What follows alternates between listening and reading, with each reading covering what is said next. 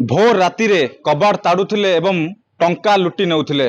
आज सेही टंका लुटेरा गैंगर पर्दाफाश करिछि भंजनगर पुलिस।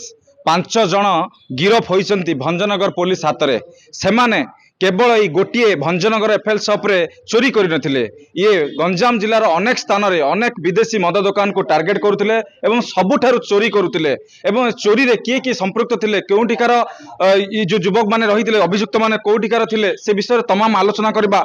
5 जण गिरफ होइछन्ति। एमाने केवल विदेशी मद दुकान को ही टार्गेट करुथिले एवं टंका लक्षाधिक टंका लुटपाट करुथिले। ए घटना रे केते जण को आपण गिरफ करिसन्ति आ किमते आर सुरक पाइले, किमते टेर किमते पाइले? किंतु 7-8 तारिख मार्च मासरे गोटे चोरी होता आम एठर भंजनगर बाउंसुलुंडी पाखे जो चेफेल काउंटरटा ता बाद बेगुनिया जिलार बेगुनियापड़ा, गंजा, रंभा, छत्रपुर से गुड़ाक से एफएल काउंटर होता।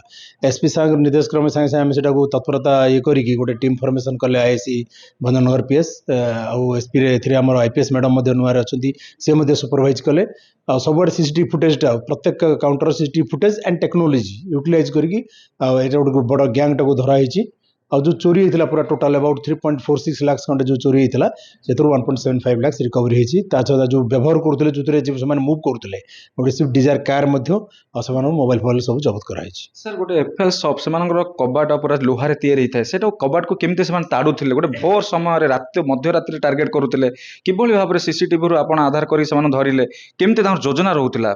एमानकर कौन कि प्रथम रेकी करती से एरिया जाती रेकी करती से जो काउंटर जो कर्मचारी मैंने वेदर से रोचे कि रोना से काउंटर को ही टार्गेट करते। काउंटर में प्रायतः पैसा पत्र रुहे एफएल काउंटर गुड़ाक वेपन ऑफेंस से यूज करते गोटे शाबल, ओनली गोटे शाबल बड़ शाबल ताकू टार्गेट करके राति से टार्गेट करती। टाइम है अबाउट 2 to 3 AM राति भितर सब जगह से ये करती। आ सब जगह सीसीटीवी फुटेज देखलु से सेम एक्यूज्ड ग्रुपटा सेम गैंग ग्रुपटा ये बहुत स्ट्रेनस परिश्रम कले आम आईसी जीवनानंद जेना बाबू भंजनगर स्पेशल टीम फॉर्मेशन करे जो द्वारा कि चारिडे एत बड़ गंजाम जिले में गोटे सीरीज चोरी होता से चोरी रे रोक लगाई भंजनगर पुलिस। आज पचार आम पाखे अच्छा भंजन थाना अधिकारी जीवनानंद जेना, कौन कहे सर केते बड़ सफलता पाइले, कौन कौन सब परिश्रम करा पड़ता 1 मास धरी आपन को किभली गोटे चोर माने गोटे नाकेदम करुले? एटा तो आमर प्राथमिक कर्तव्य, आम पुलिस प्राथमिक कर्तव्य जे लोकंकर धन जीवन रक्षा करवा।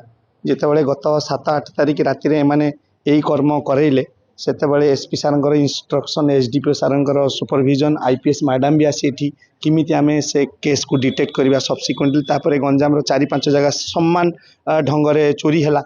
बुगुड़ा भी से अटेम्प्ट कले कि सक्सेस हो पारे ना। सबुतिर सीसीटीवी फुटेज को अनुधान कर आम जानिलु जे यहाँ गोटे गैंग्र काम, से समान गैंग्र काम कहीं से सीसीटीवी फुटेज रे आमको किसी क्लू मिलता।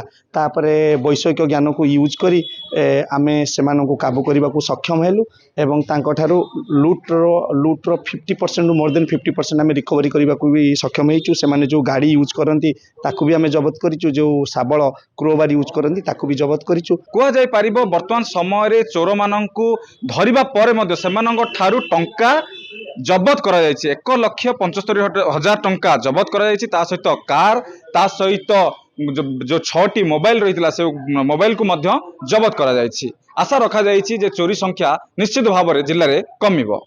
भंजनगर थानारू राजेश कुमार पंडा, ओटीवी।